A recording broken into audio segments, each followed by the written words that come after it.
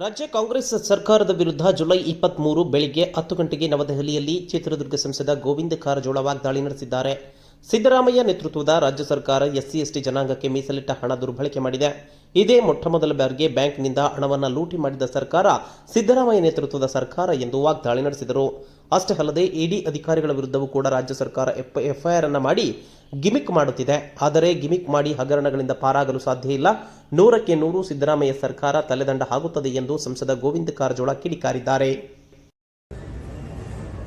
ನೋಡಿ, ಪರಿಶಿಷ್ಟ ಜಾತಿ ಜನಾಂಗದ ಕಲ್ಯಾಣಕ್ಕಿರ್ತಕ್ಕಂಥ ಅನುದಾನವನ್ನು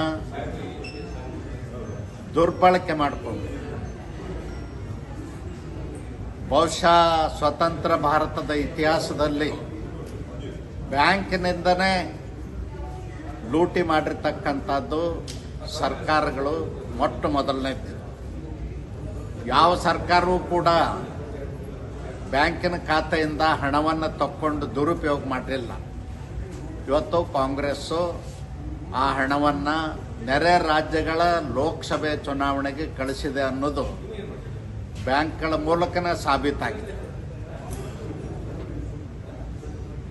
ಬ್ಯಾಂಕು ರಾಷ್ಟ್ರೀಕೃತ ಬ್ಯಾಂಕ್ ಆಗಿರೋದ್ರಿಂದ ಸಹಜವಾಗಿಯೇ ಇಡಿ ಪ್ರಕರಣ ಆಗಿದೆ. ಇಡಿ ಪ್ರಕರಣವನ್ನು ಮುಚ್ಚಾಕಲಿಕ್ಕೆ, ಇಡಿ ಅಧಿಕಾರಿಗಳನ್ನು ಬ್ಲ್ಯಾಕ್ಮೇಲ್ ಮಾಡಲಿಕ್ಕೆ ರಾಜ್ಯ ಸರ್ಕಾರದ ಕುತಂತ್ರ ಇದು. ಇಡಿ ಅಧಿಕಾರಿಗಳ ಮೇಲೆ ಎಫ್ಐಆರ್ ಮಾಡಿರ್ತಕ್ಕಂಥದ್ದು. ಈ ರೀತಿ ಗಿಮಿಕ್ ಮಾಡೋದ್ರಿಂದ ಆ ಹಗರಣದಿಂದ ಅವ್ರು ಪಾರಾಗಲಿಕ್ಕೆ ಸಾಧ್ಯ ಇಲ್ಲ.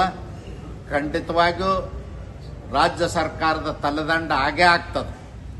ಹುಜೂರ್ ಟ್ರೆಜರಿಯಿಂದ ಹಣ ಬಿಡುಗಡೆ ಆಗಿದೆ ಮತ್ತು ವಾಲ್ಮೀಕಿ ನಿಗಮದ ಬ್ಯಾಂಕ್ ಅಕೌಂಟನ್ನು ಫೇಕ್ ಅಕೌಂಟ್ ಮಾಡಿ ಹಣ ವರ್ಗಾವಣೆ ಮಾಡಿದ್ದು ಸಾಬೀತಾಗಿದೆ. ಹೀಗಿರುವಾಗ ಇವರು ಇಡಿ ಅಧಿಕಾರಿಗಳ ಮೇಲೆ ಎಫ್ಐಆರ್ ಮಾಡಿಸಿರ್ತಕ್ಕಂಥದ್ದು ತಪ್ಪು.